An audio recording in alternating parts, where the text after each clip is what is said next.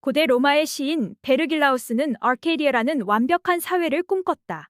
그곳은 폭력이나 질병이 존재하지 않는 낭만적인 시골로 씨만 뿌리면 곡물이 잘 자라기 때문에 사람들은 거의 일을 하지 않고 주로 자연, 음악과 시를 감상하며 산다. 아르카디아 주민들은 오전에 잠깐 일을 하고 농사를 지은 후 성대한 점심 식사를 하고 긴 낮잠을 잔다. 저녁에는 노래 부르고 춤추고 술을 마시며 보낸다. 다음날 새벽이 되면 절대로 숙취에 시달리지 않고 잠에서 깨어나 떠오르는 태양이라는 매일의 기적을 바라보면서 감사 기도를 올린다. 그곳에는 왕자나 부자가 없고 중요한 것은 어느 누구도 왕자나 부자가 되길 원하지 않는다는 사실이다. 아르케디아를 꿈꿨던 사람들은 누구일까? 철학자 에리 프롬은 이렇게 말했다. 휴머니즘적 사회주의는 최대 이윤의 욕구를 내재적으로 가지고 있는 시장과 자본의 비인간적 힘의 법칙에 따라 생산하는 것이 아니라 사회 구성원 스스로 계획해서 그들이 원하는 것을 생산하는 사회체제이다. 그와 같이 본래 사회주의는 자유주의의 임계치를 넘어서는 급진적 민주주의였고 바로 그러한 취지에서 자유주의의 현실적 조건인 자본주의, 즉 자본이 주도하는 세상을 사회주의, 즉 다수 국민이 주도하는 세상으로 바꾸자는 것이었다. 지난 2세기 동안 수많은 사람들이 용기 있게 이 희망의 대열에 동참했고 대안을 꿈꾸었다. 노벨 물리학상을 수상한 천재 과학자 알버트 아인슈타인, 온갖 장애를 딛고 세계적 사회사업가로 우뚝 선 헬렌 켈러, 탄미주의의 대표 작가 오스카 와일드, 20세기 미술의 거장 파블로 피카소, 현대 디자인의 아버지 윌리엄 모리스, 프랑스를 대표하는 기수이자 영화배우 이브 몽탕, 20세기 대중문화의 신화 존 레넌, 공상과학소설의 선구자 조지 웰스, 서정시보다 진한 사랑으로 싸운 시인 파블로 네루다, 미국 노동자 계급의 영원한 버존 스타인백, 인종경제적 평등 꿈꾼 민주적 사회주의자 마틴 루터 킹, 선 마르크스주의를 꿈꾼 20세기의 아이콘 존 레넌, 노동자에게 사랑받은 낭만주의 문학의 거장 빅토르 위고 등등. 누군가 20세기를 대표하는 인물 100명을 꼽으라면 빠지지 않을 이름들이다. 그 밖에도 사회주의의 목표는 인간적 형제라고 주장한 조지 오웰이나 우리를 혹사하는 체제를 전복하자고 외쳤던 미셸 푸코를 포함해서 수많은 사람들이 스스로 사회주의자의 명부에 제 이름을 기입해 넣었다. 이들의 공통점은 타고난 재능과 스스로의 노력에 힘입어 자기 분야에서 역사의 길이 남을 업적을 남겼다는 것이다. 또 하나의 공통점은 바로 우리 사회가 은폐해온 사회주의자라는 사실이다. 오늘날 자본주의 사회의 경제적 무정부 상태가 악의 진정한 근원이다. 이런 악을 제거하는 길은 오직 하나뿐이라고 나는 확신한다. 그것은 사회적 목표를 추구하는 교육체계를 동반한 이른바 사회주의 경제를 확립하는 것이다. 현대 물리학의 거장 알버트 아인슈타인이 쓴 글이라고는 믿기지 않는 이 글의 제목은 아예우의 사회주의인가이다. 이 글은 1949년 5월 미국의 좌파 월간지 먼슬리 리뷰 창간호에 실렸다. 상대성 이론을 발견한 천재 과학자로만 알려져 있는 아인슈타인이 사회주의를 지지했으며 메카시즘 이전부터 미국 정보 당국의 표적이 됐다는 사실을 아는 사람은 그리 많지 않다. 아인슈타인은 순수 과학자로서의 역할에 그치지 않고 병역 거부, 핵무기 개발 중지를 주장한 전투적 평화주의자로 자본주의 체제의 위험성을 경고한 실천적 지식인으로 자신의 신념을 공공연히 밝히며 살았다. 아인슈타인은 스스로를 사회주의자 또는 공산주의자라고 규정하지 않았지만 그의 정치적 발언 가운데는 사회주의, 공산주의에 대한 우호적 태도가 명백히 드러나고 있다. 그는 러시아 공산당의 전략과 전술에 대해서는 유보적이었지만 1917년 10월 혁명의 목표에 대해 긍정적인 반응을 보였다. 그는 레닌에 대해 사회정의의 구현을 위해 온 정열을 바치고 자신을 희생한 사람으로서 존경한다고 말했다. 그는 1950년 지인에게 보낸 편지에 나는 공산주의자가 된 적이 한 번도 없지만 내가 공산주의자라 해도 나는 그것을 부끄러워하지 않을 것이라고 썼다. 아인슈타인의 이와 같은 태도는 메카시즘의 표적이 됐다. 제2차 세계대전 후 미 하원의 극우파들은 이 세상 최고의 사기꾼 알버트 아인슈타인은 수년 전부터 공산주의자로 활약해왔다며 지금 그가 퍼뜨리고 있는 허튼 소리는 공산당 노선의 이행일 뿐이라는 악선동을 퍼부었다. 그는 숨을 거두기 며칠 전인 1955년 4월 11일 마치 유언을 남기듯 버트란트 러셀과 함께 작성한 러셀, 아인슈타인 선언을 통해 인류라는 생물의 씨앗을 근절시켜 버릴 사태를 불러일으킬 핵무기를 만드는 행위는 그 무엇보다 우선적으로 중단돼야 한다고 호소하고 생을 마감했다. 헬렌 켈러가 사회운동을 접하기 시작한 것은 대학 시절 여성 문제에 관심을 갖기 시작하면서부터였다. 헬렌은 여성의 권리, 특히 참정권 쟁취를 위한 운동을 펼쳤다. 당시는 미국, 영국 등 민주주의의 선진국에서조차 여성에게 참정권을 부여하지 않을 때였다. 영국은 1919년, 미국은 1920년에 이르러서야 여성 참정권을 인정했다. 헬렌은 1909년 사회당에 가입해 활동을 하기 시작했다. 그녀는 1912년 사회주의 신문에 나는 어떻게 사회주의자가 되었는가라는 글을 기고했다. 몇 달 동안 내 이름과 사회주의가 신문에 같이 올라왔다. 한 친구는 내가 야구, 루스벨트 대통령, 뉴욕 경찰 스캔들 기사와 함께 일면을 장식했다고 말해줬다. 악평도 이익이 될 수 있다. 내 활동을 기록하는 신문이 사회주의라는 단어를 기사에 자주 쓴다면 난 기쁘게 받아들일 것이다. 이 글에서 헬렌은 설리번의 추천으로 웰스의 신세계를 읽으면서 사회주의자가 됐다고 고백했다. 설리번은 스스로 사회주의자가 아니라고 밝혔지만 헬렌에게 사회주의를 가르쳐준 장본인이었다. 설리번과 1905년에 결혼한 사회주의자 존 메이시 역시 헬렌에게 많은 영향을 끼쳤다. 헬렌은 이후 독일에서 발행되는 점자로 된 사회주의 격월간지와 마르크스 엥겔스의 저작을 읽으며 사회주의 사상에 심취했다. 참정권 시위에 참여했던 헬렌은 뉴욕타임스와의 인터뷰에서 나는 전투적 참정권론자입니다. 나는 참정권이 사회주의로 가는 길이라고 믿습니다. 나에게 사회주의는 이상을 실현하는 운동입니다라고 말했다. 헬렌은 이후 세계를 뒤흔든 11을 쓴 저널리스트 존 리드를 비롯한 당시 미국의 급진적 사회주의자, 무정부주의자들과 교류했다. 그녀는 미국의 제1차 세계대전 참전에 맞서 윌슨 대통령에 항의하고 러시아 혁명이 일어나자 소비에트의 열성적인 지지자가 됐다. 헬렌의 이후 활동은 사형제도, 아동노동, 인종차별에 대한 반대로 이어졌다. 1940년대에 헬렌은 에스파냐 공화주의자 석방운동, 메카시즘의 희생양이 된 사회주의자 석방운동에 참여했다. 1924년부터 1972년까지 무려 48년 동안 FBI 국장으로 일하면서 공산주의자 색출에 앞장섰던 존 에드거 후보에게 헬렌은 눈의 가시와 같은 존재였다. FBI는 헬렌이 존경받는 장애인 활동가라는 점에서 전면적인 수사를 벌이지는 못했지만 사찰을 진행해 43쪽 분량의 보고서를 작성한 바 있다. 이 보고서에서 헬렌은 아인슈타인 등과 함께 공산주의, 파시스트, 나치 정당 당원으로 분류돼 있다. 이 보고서에 따르면 헬렌은 1943년 아인슈타인을 비롯한 유명 인사들과 함께 의회 반미 활동위원회를 해체하라는 탄원서에 서명했다고 기록돼 있다.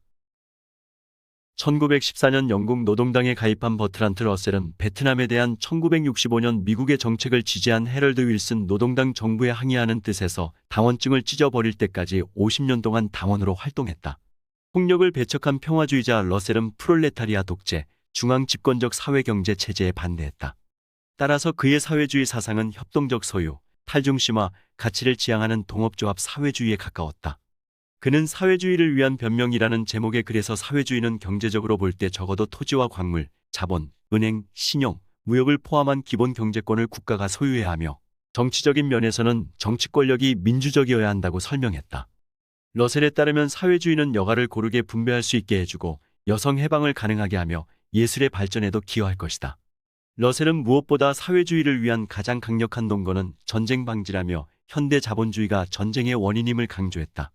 또 1958년에는 영국의 대표적 반핵 운동단체인 핵감축 캠페인 결성을 주도했고 1960년에는 보다 급진적인 일백인 위원회를 결성해 시민 불복종 운동을 벌였다. 1970년 98배 나이로 세상을 뜨기까지 러셀은 뛰어난 철학자였을 뿐 아니라 평생 동안 사회정치 운동에 주도적으로 참여한 혁명운동가였다. 그것은 아직도 어린아이 단계에 있다. 그것은 자기 발전을 거의 시작도 못하고 있다. 따라서 그것은 우리들 세기의 철학으로 남아있다. 그것은 아직 뒤떨어진 것이 아니다. 왜냐하면 그것을 낳았던 시대적 상황이 아직 사라진 것이 아니기 때문이다. 실존주의 철학자이자 참여 작가로 유명한 장 폴 사르트르가 마르크스주의와 실존주의라는 논문에서 마르크스주의에 대해 언급한 대목이다. 사르트르는 실존주의와 마르크스주의의 결합을 시도했다. 실존주의자로서 자유를 중시한 사르트르에게 있어 자유는 혁명을 통해 실현되는 것이었다. 사르트르는 자유를 실현할 혁명은 보다 길게 지속될 것이며 보다 강력할 것이라고 주장했다.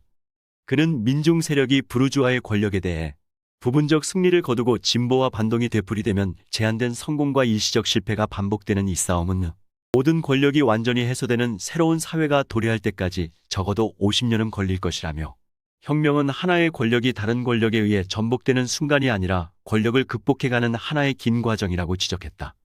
남미의 혁명가 체 게바라에 대해 우리 시대의 가장 완벽한 인간이라는 유명한 찬사를 보내기도 했던 사르트르는 1968년 혁명 이후 1980년 숨을 거둘 때까지 베트남전에 반대하는 시위에 참가하는 등 신자파 학생들의 운동에 동참했다. 아일랜드 태생의 극작가 조지 버나드 쇼는 사회주의에서 사유재산은 저주의 대상이며 수입의 평등한 분배가 최우선적으로 고려된다. 반면 자본주의에서는 사유재산이 으뜸이며 어떤 사회적 부작용이 따르든 분배 문제는 사유재산에 근거한 자유계약과 사적 이익의 작용에 맡겨진다고 설명했다. 노벨 문학상을 수상한 극작가로만 알려진 버나드 쇼는 작품 활동뿐 아니라 논문과 개설서, 팸플릿 등을 통해 사회주의의 이상과 가치를 알리는 선동가였으며 영국 노동자 계급의 정당을 결성하는 데 큰 공헌을 한 사회주의자였다. 쇼의 초기 작품 가운데는 호라비의 집, 워렌 부인의 직업, 유쾌한 극과 유쾌하지 않은 극 등 돈이라는 경제적 요인으로 인한 당시 영국의 사회 문제를 풍자하는 희곡들이 많다. 한 예로 호라비의 집은 사랑에 빠진 선량한 영국 젊은이가 미래의 장인의 재산과 자신의 수입이 가난한 이들을 착취한 결과임을 깨닫는다는 줄거리다. 인간과 초인 등 1900년대 초에 그가 쓴 희곡들은 가난과 여성의 권리 등을 다루면서 자본주의가 만들어낸 문제를 사회주의로 해결할 수 있음을 암시하는 작품들이 대부분이었다. 물론 조국인 영국의 제국주의적 침략도 범죄 행위로 규정한 그는 평화와 협상을 주장했고 일부 우익 세력의 비난을 받기도 했다. 그의 이 같은 반전평화 운동은 1920년 무대에 올려진 상심의 집에서 극화되기도 했다. 쇼는 이 작품을 통해 전쟁 발발 직전의 한 시골집을 배경으로 전쟁의 유혈에 책임져야 할 세대의 정신적 파탄을 폭로했다. 단다르크의 이야기를 다룬 성녀 조앤은 세계적인 찬사를 받았고 1925년 버나드 쇼는 노벨 문학상 수상자로 선정됐다. 쇼는 이후에도 여성을 위한 사회주의 안내 등 사회주의의 이념을 쉽게 설명하는 팸플릿과 정치 선동문을 작성하는 한편 사회적인 이슈에 대한 저서를 발간하며 1950년 11월 이일숨을 거두기까지 사회주의에서 멀어지지 않고 평생 영국 사회민주주의 운동에 속해 있었다. 그의 사회주의에 대한 신념은 다음과 같은 서술에 잘 드러나 있다. 사회주의가 대중과 지식인의 신뢰를 쌓아온 것보다 훨씬 빠른 속도로 자본주의는 대중적 신뢰를 상실해왔다. 그 결과 20세기 첫 하반세기 말 현재 유럽 정치 상황은 혼란스럽고 위험하다. 안정된 사회주의 국가의 실현은 사유, 재산의 철폐와 소득의 평등이라는 두 가지 주요 신조가 종교적 도구마처럼 민중의 마음을 사로잡게 될 때 비로소 가능하다.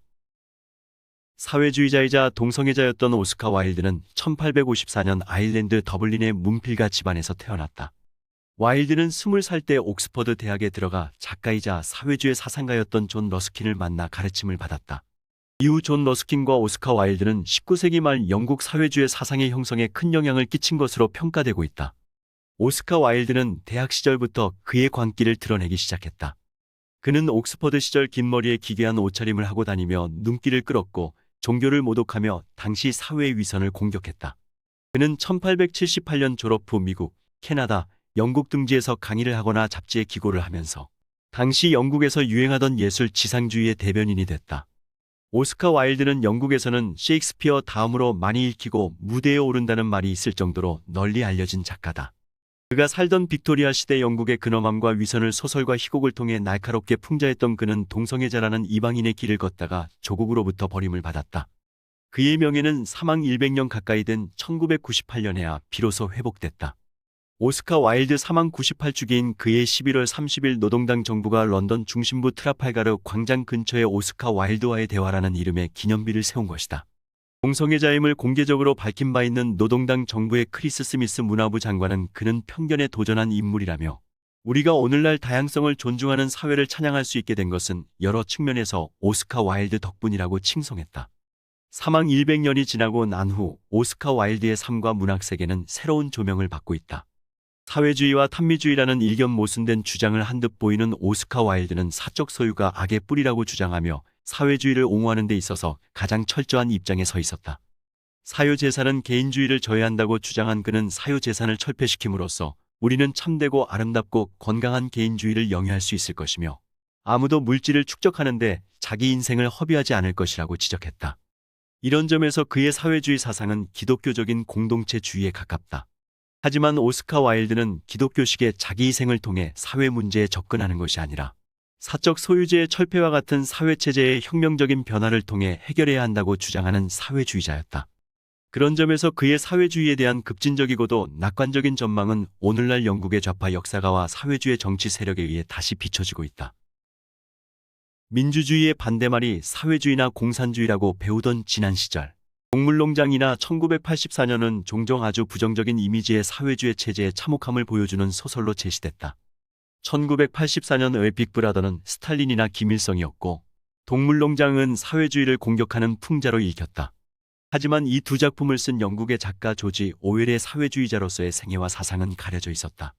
가령 오웰이 에스파냐 내란에 참가하고 난 후 쓴 카탈루냐 참가라든가 몇 가지 짧은 에세이 그리고 좌파 언론에서의 활동 등을 보면 그의 사회주의적 지향을 확인할 수 있다. 사회주의는 보통 생산수단의 공동 소유로 정의된다.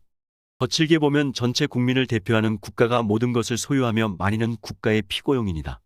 이는 옷, 가구 등 인민들의 사적 소유가 금지된다는 것이 아니라 토지, 광산, 선박, 기계류와 같은 생산 도구가 국가의 자산이 된다는 것을 의미하는 것이다. 국가는 유일한 대규모 생산의 담당자다. 그는 1941년 평등한 사회를 염원하는 내용의 소책자 사자와 일각수에서 사회주의에 대한 자신의 생각을 펼치고 있다. 사회주의가 모든 면에서 자본주의보다 우월한지는 확실하지 않다. 하지만 확실한 것은 자본주의와 달리 사회주의는 생산과 소비의 문제를 해결할 수 있다는 것이다. 평상시 자본주의 경제하에서 생산되는 재화는 모두 소비될 수 없다. 항상 과잉 생산이 되며 실업은 항상적으로 존재한다. 사회주의 경제에서 이러한 문제는 존재하지 않는다. 국가는 단지 어떤 재화가 필요한지를 계산하고 생산하는 역할을 한다. 생산은 노동과 원료의 양에 의해서만 제한된다. 그는 생산수단의 공동소유가 사회주의에 대한 충분한 정의가 아니라며 소득의 평등, 정치적 민주주의, 모든 세습 특권의 폐절 등이 추가돼야 한다고 덧붙이고 있다. 오웰은 빈민가에서의 체험과 에스파냐 내란에 참가하면서 느꼈던 희망과 조절을 사회주의에 대한 옹호와 전체주의에 대한 명백한 반대로 연결시키며 작품 활동을 벌이다 1950년 숨을 거두었다. 그의 마지막 작품 1984년은 전체주의가 지배하는 암울한 미래에 대한 경고로 해석되고 있다. 보통 사람들이 사회주의의 매력을 느끼고 사회주의를 위해 목숨을 거는 이유, 즉 사회주의의 비결은 평등사상에 있다. 사회주의의 진정한 목표는 행복이 아니다.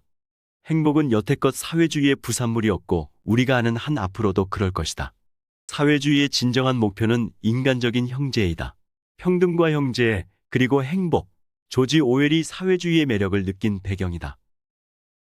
프랑스 공산당 기관지 류마니테가 1944년 10월 5일자 일면에 파블로 피카소의 입당 소식을 전하자 이 소식은 세계적으로 커다란 반향을 불러일으켰다.